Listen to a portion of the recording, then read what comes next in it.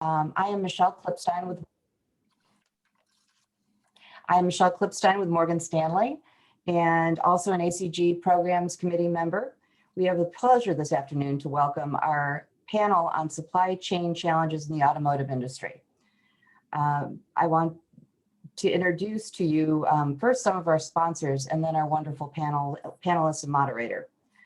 First, our sponsors that make all this possible are JP Morgan Chase, Plant Moran, Cohen and Company, DeWad Mann, Dykema, Huron, Jaffe Law, BDO USA, Butzel Long, Clayton McKelvey, Connection Builders, Dickinson Wright, Howard and Howard, Huntington Bank, Kotz Songtager, I never say it correctly, McDonald Hopkins, Purple Squirrel Advisors, Ryman, Schlopitz and Madhaven, UHY, Williams, Ratner, and Plunkett. And also just have a few, before I introduce our moderator, I have a few housekeeping items I'd like to go over. Please stay on mute until the end of the Q&A, or until the end for the Q&A. However, while the panel is speaking, please feel free to submit questions through the chat room. Once the program has completed, during the Q&A session, should you want to ask a question yourself, please just utilize the raised hand feature and you will be called upon. Again, thank you for attending. We have a large group and we have the pleasure of Laura Bacchus, who is with Dykema, a partner with Dykema Gossett, and she was named Dykema's Automotive Industrial Group Leader this year. So she is going to be our moderator, and on that note, I will turn it over to you, Laura. Thanks, Michelle. Again, my name is Laura Bacchus, and I'm the director of Dykema's Automotive Industry Group. Happy to be here.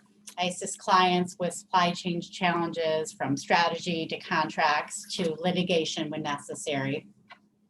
We've got an excellent team of panelists here from a wide variety of industries. Glenn Stevens Jr., Executive Director of Mich Auto, and also serves as Detroit Regional Chamber's Vice President of Automotive and Mobility Initiatives. RJ Romano. RJ is from BDO, and he's the Director of Supply Chain Advisory Practice with 20 years of experience in supply chain and logistics. We've got Sally, or Lisa, and Lisa's with Lincoln International, and she's our financial representative today. She's a Vice President of Mergers and Acquisitions and focuses on automotive and industrial line, and she's in Frankfurt. And finally, we have Mary Beth McGowan, also from Dykema. Mary Beth is a government policy advisor who provides federal government relations services to our clients. Thank you, everyone, for participating today. We're very brief with our introductions because we have a robust panel here and a lot of content to fit into 30 minutes. And then after the 30 minutes when the panelists speak, there's going to be the opportunity for you all to submit questions to the chat function, and then we can continue the discussion. What sparked this panel, of course, are the challenges we're facing in the supply industry today, from chips to plastic to metal to labor to steel to weather issues. As we all know, this started before the pandemic, exacerbated by the pandemic, exacerbated by winter weather, and a wide variety of other issues. So we're going to start with Glenn Stevens and ask him, what are you hearing from your members, Glenn, about what are the main concerns or the main raw materials that your members are having issues with? Well, thanks, Laura, and thanks to ACG for having me and everybody today. It's not simple, and there are more variables going in the industry probably than any time in my history when you stack them all up together. You know, everything from the pandemic to labor and all the supply chain issues in between. There have been some that have really magnified the whole situation, and of course that would be the chip situation. And just to put that in perspective, Ford alone will lose 1.1 million units in the first half of the year and $2.5 billion to their earnings. And General Motors, I think, is at $2 billion with regards to earnings impact themselves. So that's just two companies right there, if you can think about that through the whole supply chain. So that's a big one. The other one is labor, and we'll touch on that more, but there are a lot of complex issues on the short term and the medium and long term standpoint with regards to labor. Thanks, Glenn. And RJ, I'm sure you're receiving a lot of calls during the past year about recovery. How do we deal with it? What can we do to become more resilient? What are you hearing, and what kind of advice are you providing? Yeah, absolutely. We're hearing from a lot of different clients, and right now, yeah, I would say some of the hot trends are really around reducing risk and increasing resiliency.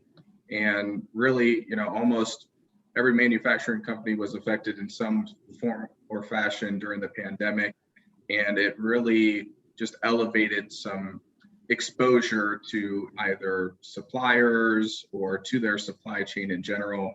And a lot of companies are looking for solutions to try to help offset some of those challenges, whether it's the opportunity to do some nearshoring, or maybe looking at a deeper dive into their supplier base, or what we've heard mostly from a lot of our clients is really a push for investing in digital and technology, trying to get more data, more real-time data to make better proactive decisions, and increase automation in areas where that will allow them to be a little bit more nimble and dynamic anytime a situation or a disruption like the pandemic occurs again. So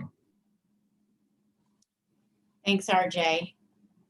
And in addition to tech, what have your clients been focused on for risk mitigation, or is it more of investments? Yeah, I would say that right now it's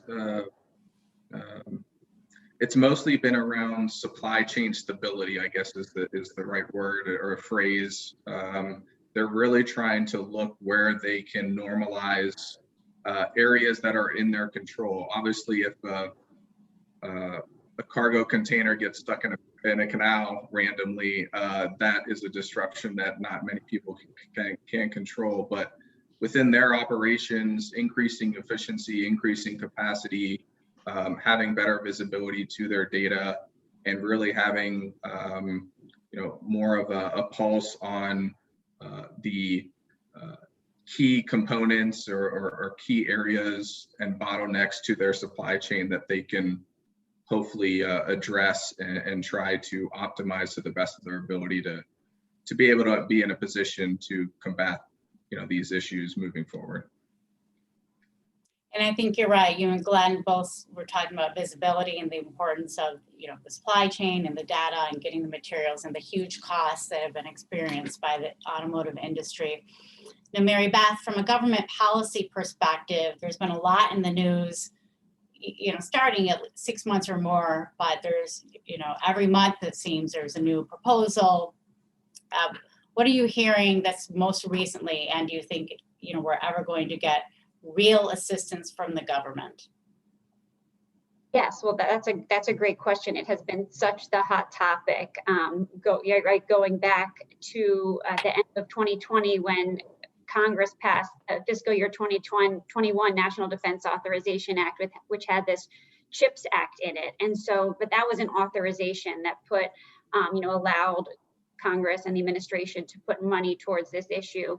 And now, actually, this week, the Senate is debating the U.S. Innovation and Competition Act, which would really appropriate that money that was in the defense authorization bill last year. So the Senate may finish it this week, but they may not.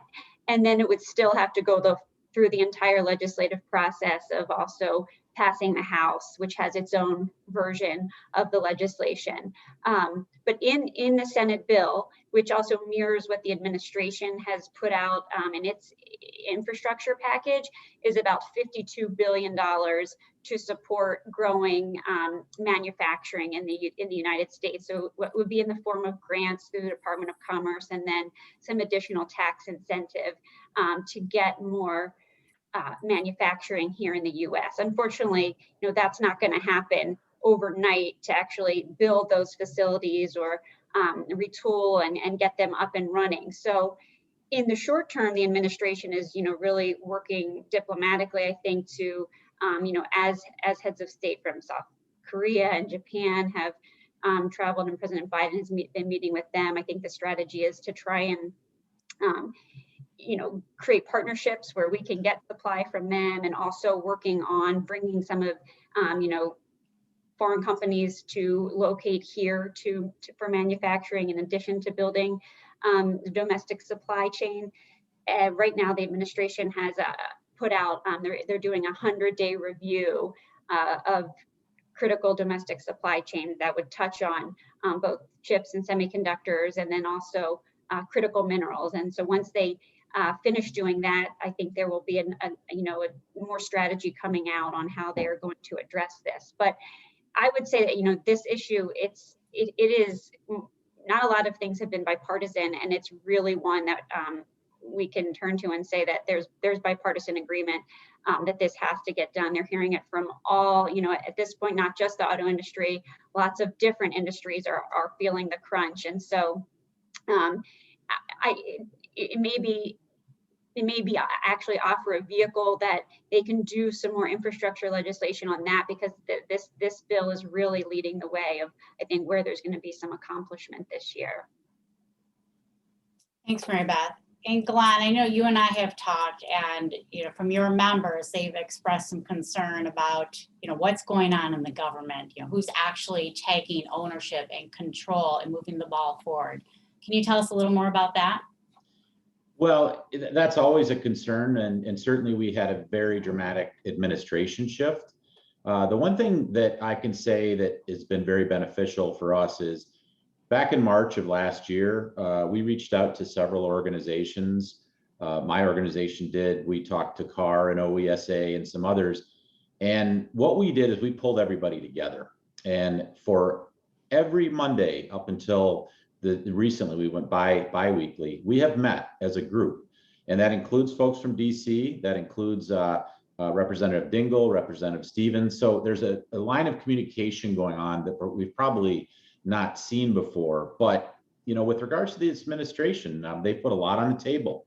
Whether you're talking about EV or you're talking about jobs, or you're talking about protecting or bringing back an onshoring, as RJ talked about, there's an awful lot to digest. And at the same time, something that Mary Beth touched on is, how do we control or have better control over the supply chain as we move forward? I mean, we learned a really hard, difficult lesson with PPE, manufacturing and lack of manufacturing for that matter early on. And now we're seeing it in the supply chain, and we look into EVs into the future. That's going to be one we're going to have to be focused on. This is going to have to be the corporations and the political bodies working together on this. And I think we'll get there, but there's a lot to deal with. Yeah, and there is a lot to deal with. There's been a lot of financial stress on the industry from the supply chain. But Lisa, tell me, from a financial perspective, has it been all bad? What kind of trends are you seeing in the automotive industry with M&A and other deals? Sure. So when we are talking about this issue with our clients, the first question is, we need to look at into two different perspectives. So the first one is automotive chips shortage, and the other one is a shortage of raw materials such as steel, plastics, and so on. And which one has a greater impact on the M&A transactions? So definitely the first one, that the automotive chip shortage. Because the second one is rather, individually speaking, from enterprise to enterprise different. It always depends on your power and on your contractual agreement, whether you can give this raw material price increase further to your customers. The first one, the automotive chip shortage, is rather a structural issue to all of the companies. And the first thing I would like to let my client always understand is what is really this problem coming from, and whether the automotive industry has firstly confronted this problem the first time in the history. So actually, the automotive industry, they have already learned a lot from the 2010 crisis. It means that actually the chip vendors, they did not massively reduce capex at the beginning of the COVID crisis. they have already learned a lot from the 2008 and 2009 crisis. And actually the total capex in 2020 was increased compared to the year before. And also the chip vendors maintained reasonable amount of inventory. And people will ask, so why is this issue still happened? Some investors, they come to us and ask whether that is due to the increasing demand of the electric vehicle. So actually that is a misunderstanding because the electric vehicle needs almost the same sensors as a traditional vehicle. However, the problem is rather due to the increasing demand of the consumer market. For example, the 5G smartphone, they need almost 2 times as big as the chips as the traditional 4G smartphone, and also due to the COVID, other smart solutions require more chips. So that is why from the demand side, we can see the consumer market demand, they demand higher, and producer, they do not have a lot of capacity. So that is the first thing from the demand side. And from the supplier side, so firstly, in summer 2020, the car makers, they were cautious about this chip shortage issue. However, compared to other industries, they did not react as quick as possible. So that is why if we look at the Taiwanese chip producer, they have already took a lot of orders from other industries in front of the automotive suppliers. So that is why the issues happen. And the other thing is the automotive orders are not preferred by the end producers because if they took the consumer chips, it provides them higher margin. So that is basically the understanding why this issue happens. And talking about how they impact the M&A pipeline. So firstly, people asked us, do we have right now more deals or less deals? So the answer is the pipeline and the amount of deals is almost the same as before. However, if you look at the deals, the quality changes. For example, we realized that there's not so many trophy assets. It means that assets with very good technology investment angle and with very good current trading, those kind of assets, they are rather waiting there. So until the second half year of 2022, they intend to come to the market without any issues due to COVID and automotive supply chain shortage. But so the pipeline we have, they are rather like corporate carve-out or the traditional companies. They try to focus on new investment angle. They try to dispose some traditional assets, still have premium market positioning, but not good for their strategic development. And at the same time, we also have the insolvent companies due to COVID and due to automotive supply chain challenges. Regarding the buyers, so we further need to divide them into the strategic buyers and financial buyers.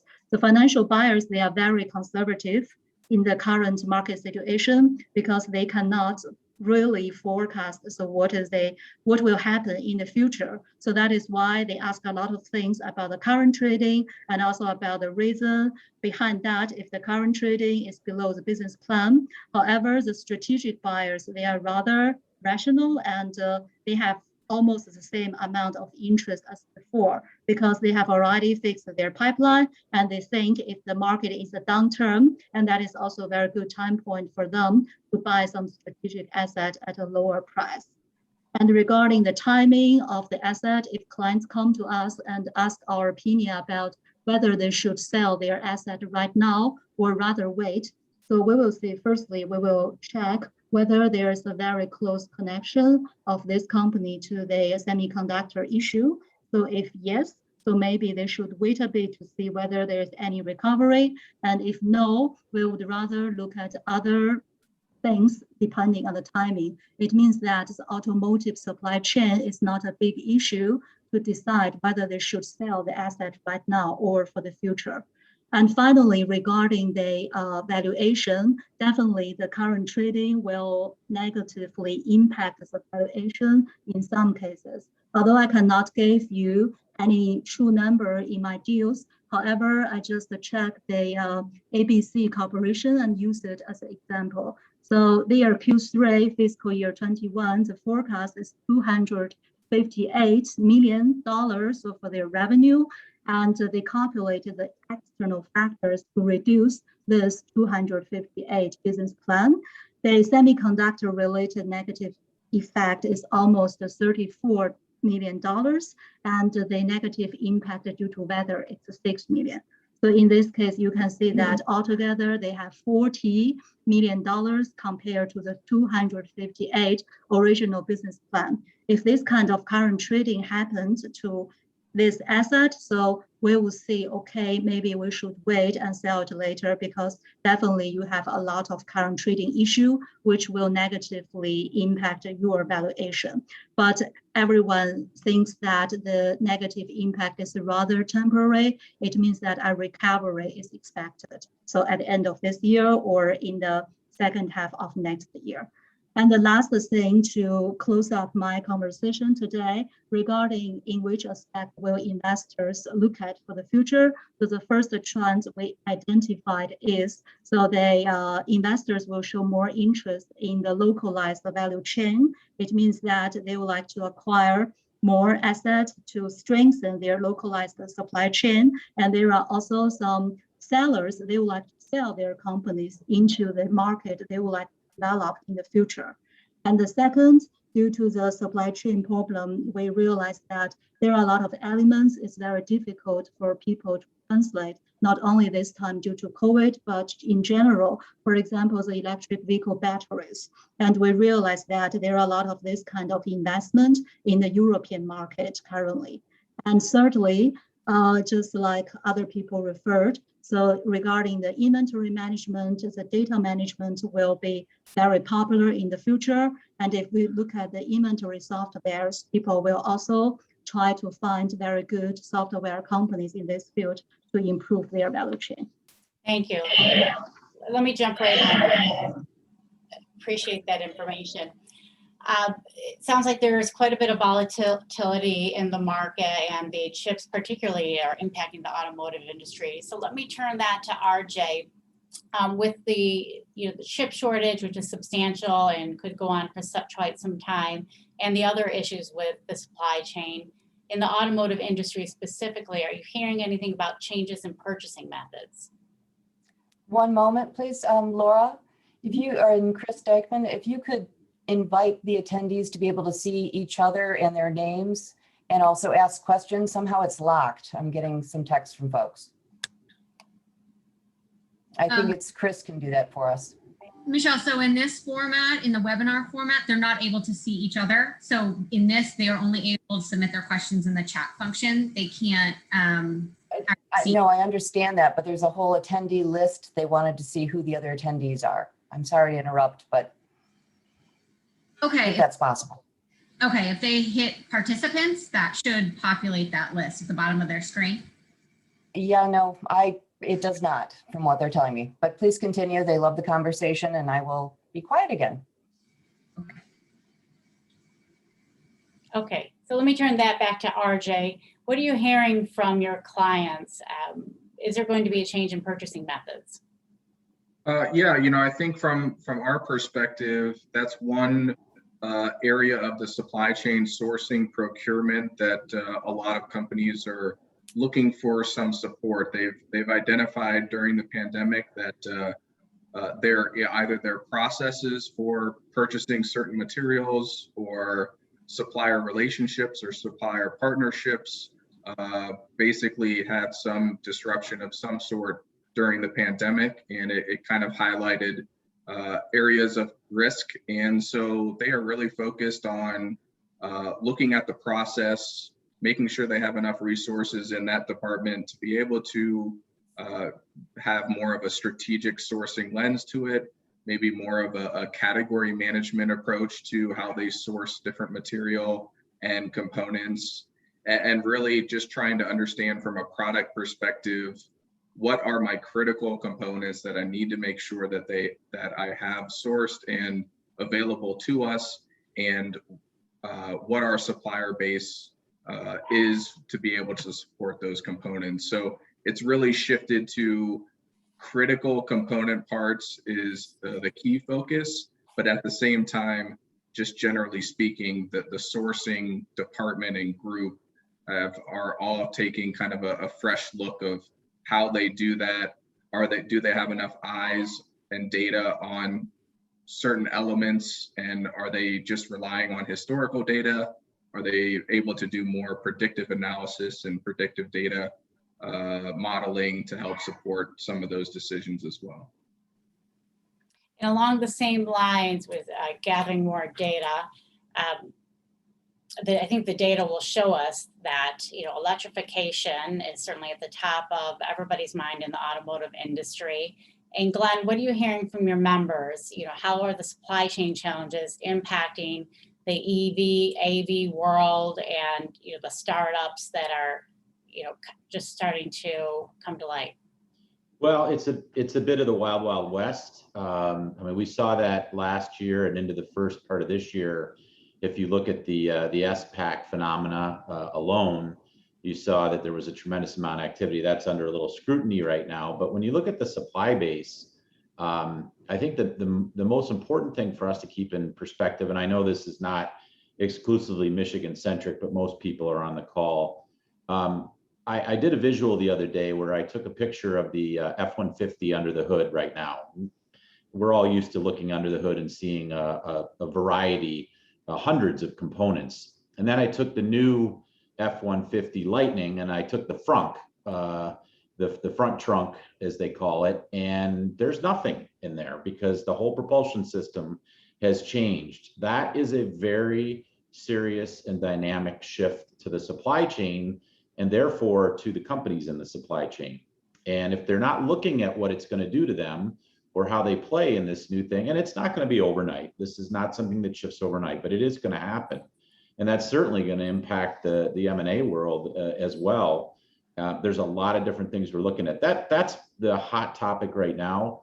But above all else, besides the chips, it's really labor in the supply chain right now. That is the biggest issue for everybody. Thanks, Glenn.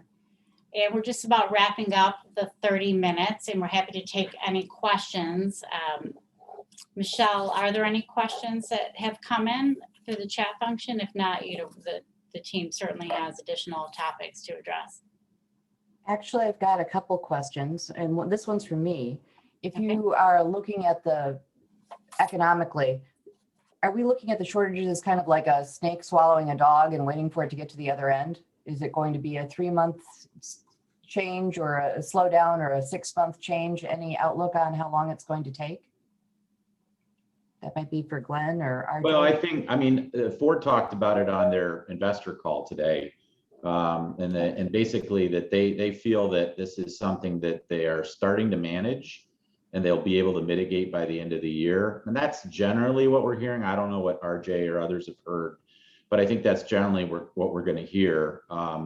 There's definitely been a supply and demand, you know, out of balance with regards to it. And then you had a fire in Japan that impacted Ford directly.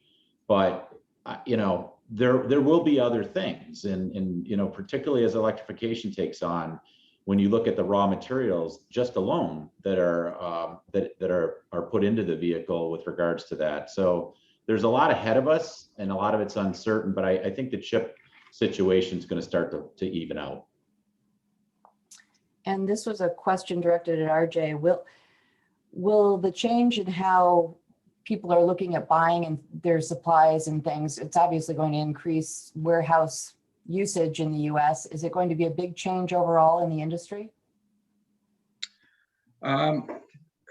Yeah, I would say that obviously the easy answer is to buy more inventory of something and keep more on hand. And I think that's part of the supply chain strategy piece that a lot of companies are trying to solve for, not to mention customer expectations or rising customer expectations that are continually to increase, not only in this industry, but the e-commerce explosion, et cetera. It just requires a lot of attention on lead times and being able to turn around products much quicker. So the ability to have this supply chain infrastructure where you can bake in longer lead times and have materials being sourced from overseas is just not something a lot of companies can be successful with moving forward. And so we have to look at, again, the opportunity to have certain suppliers or certain inventory closer to home, more warehouse space or needs locally, domestically, maybe relying on suppliers that maybe aren't in China, but are maybe in Europe. For example, we've seen a lot of a shift from Asia Pacific to Europe, which is a little closer and closes that gap of lead time. So there's a lot of different things that we've seen clients do. Everyone's obviously unique in their supply chain, but I could, just to answer your question, there is already a huge increase in warehouse space needs. Third-party logistics or third-party warehouse companies are bursting at the seams with inventory, not only from a manufacturing standpoint, but from the retail e-commerce standpoint. So even finding space for a warehouse is very, very difficult right now. But that is one way that a lot of companies are looking to try to get more vertically integrated and have more material on hand to avoid those shortages. Okay. I had another question come in. Somebody asked if they were under the impression that there is a rubber shortage for tires. Is that? There has been. Okay. I looked into that probably a month or so ago, and there was actually an insect infestation problem in a lot of the fields. That was one of the big issues. But I think that there's a lot of hype with regards to what's going on in the supply chain too. So, I mean, the issues are real. I think you have to sort through really what the impacts are. But there have been pressures on rubber, and also the other thing that I picked up is that the Chinese were actually hoarding a lot of the raw materials also, and so there's that factor too. And Laura or Mary Beth, is there any other legal input you'd like to add to what we're looking at as far as getting out of the supply chain interruptions and what legally can be done that you haven't talked about already? Yes, absolutely. I mean, from a legal perspective, the questions we're getting as supply chain lawyers, what can we do right now when we can't get supply? I mean, the law is not going to get you chips right now, end of story. What most of our clients are saying, and it's throughout the automotive industry and all, variety of manufacturing industries, is a game of, reserving your rights, maintaining the status quo, making sure you're getting your fair share, your allocation, and a hyper focus on force majeure and the law behind force majeure. Force majeure is a term in a contract that, people glossed over for many, many years, from version to version that was never changed. And they've all really got a hard look during the past 12 months, look for pandemics, epidemics, supply chain shortages to shore that up. So there will be perhaps some volatility in the legal aspect when the supply chain, real issues settle down. But at this point, we're seeing, some renegotiation of contracts. But for the short term, what we're seeing is, suppliers and customers, OEMs and tiers working together to, secure as much supply as possible. Okay. And Laura, did you have any other questions? Yeah, I do have another. Another question to RJ and then to Glenn. We talked a little bit about focusing on critical components, and that's what the OEMs and tier ones are doing. Are you suggesting, or are you saying that for these critical components, this might be the end of sole sourcing in the automotive industry, or at least a change? Yeah, I think so. Absolutely. Really the key is to be as diverse as possible right now. And if that means, having multiple suppliers to have a backup to the backup to the backup situation, do it, anything to get your hands on more supply, and potentially have an opportunity to find smaller suppliers that could use more of an integrated partnership approach and have the ability to help grow with them. And we've seen a lot of companies trying to facilitate that more partnership approach, and that's definitely helped, allowing those smaller suppliers to become bigger suppliers and having them be more integrated into your supply chain is always a good thing. So yes, yeah, that absolutely. I think it's just to pick up on that. I think it's easier said than done. There's always that intention to dual source, but when you stack one supply chain up and you want to duplicate it, you're adding a lot of costs, multiple tools, things like that. But we saw this with if you remember when the nuclear reactor incident happened in Japan, we had a single paint that came out of one specific facility, and we're kind of seeing that again. But we're also competing for supply with consumer goods too. And the rise in the demand for consumer goods in the last year, everything from PlayStations to other things, directly competes with the supply. And then the other issue, and I'd be curious of Mary Beth's take on this, is there's a question in the chat about FDI. That's a really, that's another easily said solution, but we have a big labor cost issue right now. And the administration is wrestling to understand that, and we're feeling inflationary pressures too. I'd be interested to hear what Mary Beth thinks about that with regards to the administration and labor.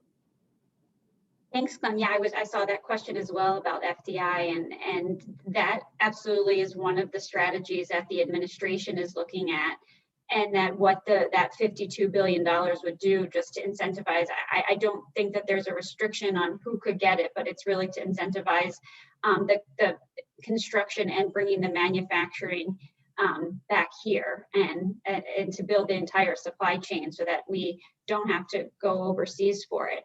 On the reverse, I would also say in this Senate bill that's on the floor this week, there's an amendment pending that would also kind of have a review of outgoing investment. So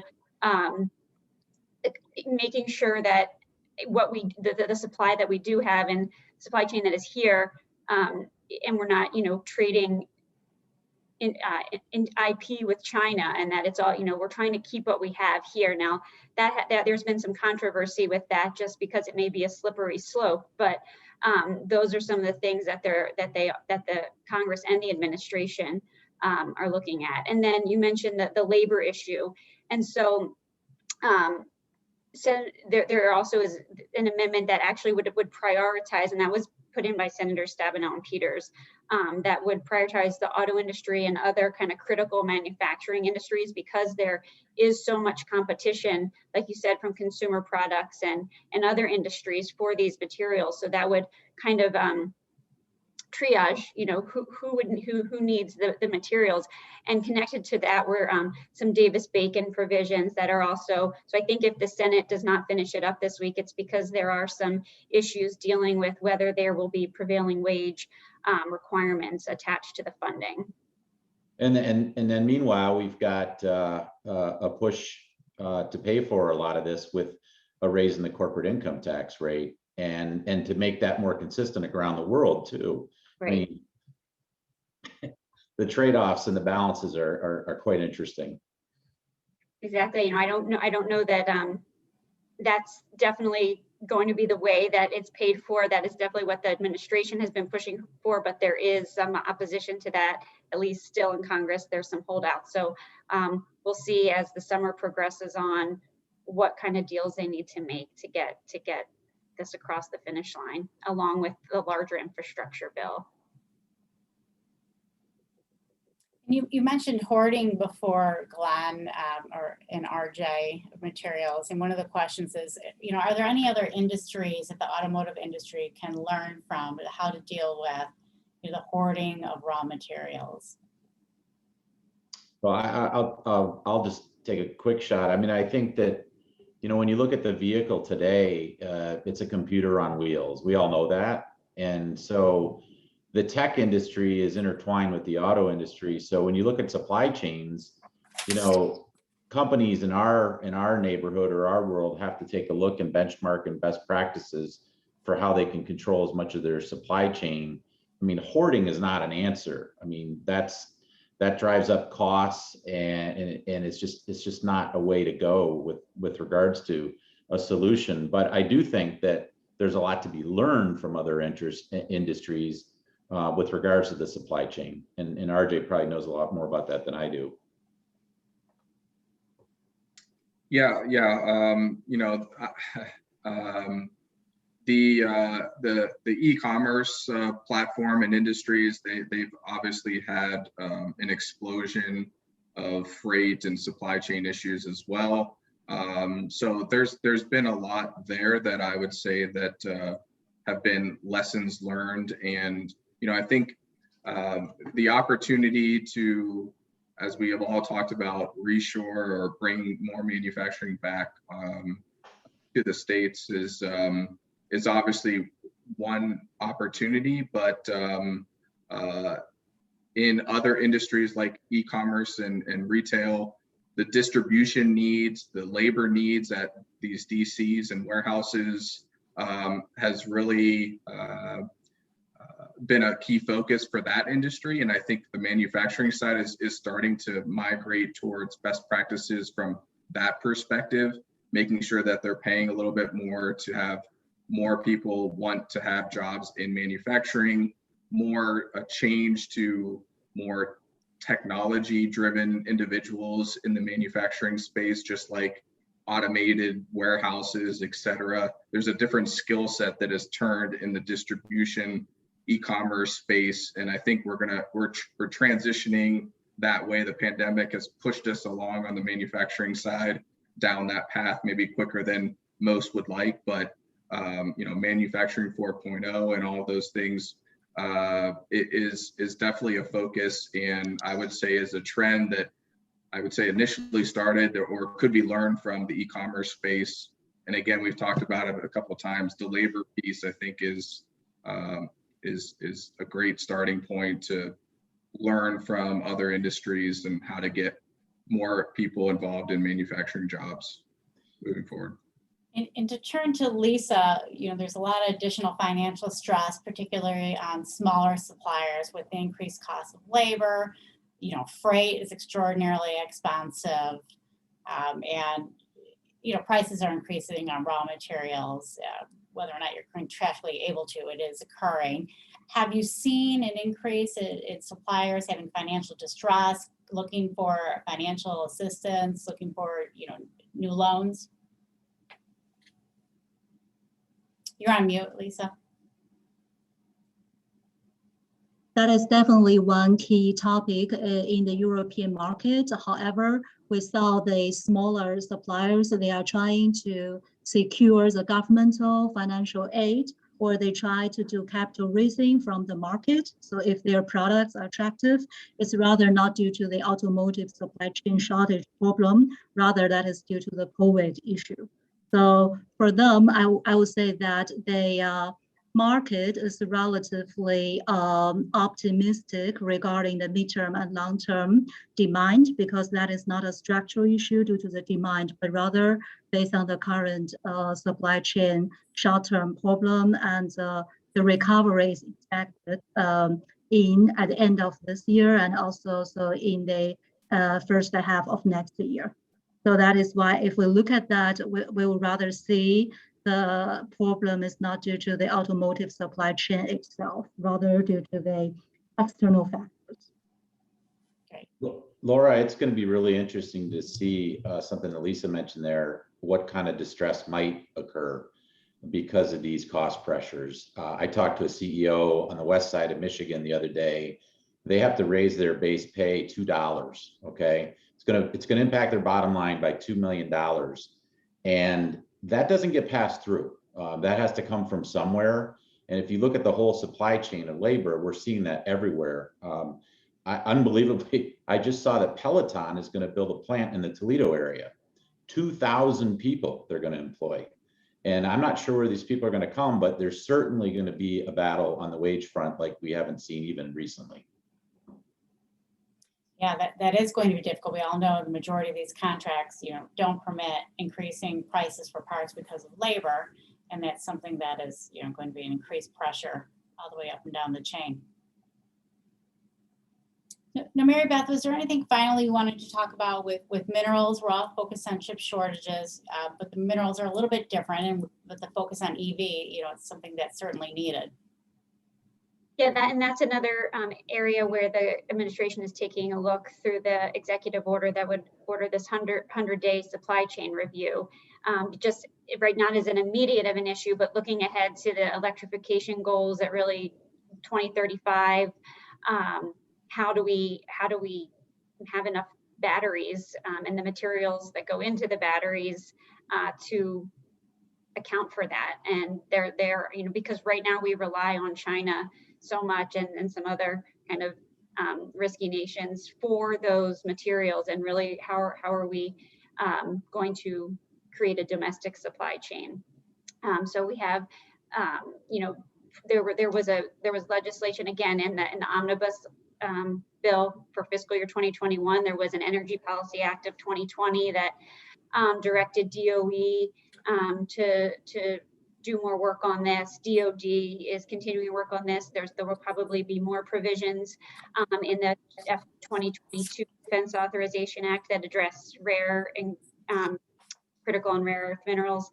And then also in this bill, the U.S. Innovation and Competition Act, there is a small section on critical minerals as well. And I think a lot of members of Congress are taking a look at, and Congress, how do we diversify the supply chain from just straight up mining, and can we specifically at DOE, like the Fossil Energy Office is looking at how do we utilize our coal-based resources, and what what kind of new and innovative ways can we do this so that we can compete with China.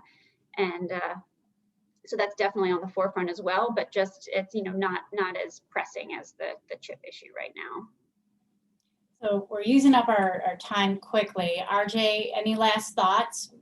When will the supply chain shake out and we'll get back to business as normal? That's a great question. Pull out your crystal ball. Really, there were, basically, there's two different types of manufacturing companies out there right now. Ones that were, shut down and impacted by the pandemic, and others that could maybe push through and fight through. And so I guess everyone's recovery is a little bit different. Those that didn't have to have some mandatory shutdown at some point, they're better off and they can maybe recover a little bit quicker. But I would say just from a general supply chain perspective, and in hopes that a lot of the consumer spending shifts to more traveling and hotels and things of that nature versus consumer goods, that will help accelerate the recovery as well. But I would say, we're going to probably go until the end of the year before we kind of get to that normal state for sure. And Glenn, what are your last thoughts? What's the #1 wish list for supply chain from the Michigan autos? And well, we certainly would love to see things smooth out a little bit. Another concern we haven't talked about is that there are 1 million less vehicles, finished vehicles, on the dealer floors right now than what normal is. And used cars are they're very difficult to find right now. They're up. Used car prices are up 27% since the pandemic started. And so there's a real fear as things break free and supply becomes available, that there's really going to be a crunch on companies to be able to provide. They've been running at 18.5, 19 million SAR, and are very fully prepared to be able to do that and then some when this thing breaks free a little bit. So I think we've got a ways to go with regards to things being bumpy, but the wish would be that things do smooth out at some point. Thanks. Well, thank you to the panelists, to Mary Beth and Lisa, RJ, and Glenn. I appreciate you all having me moderate this interesting panel on the supply chain challenges in the automotive industry. And feel free to reach out to any of us to continue the conversation. And thank you to the ACG for having us. Thank you. Thank you. Thank you. Thank you, everybody. You were a fabulous panel, and there is a recording of this going to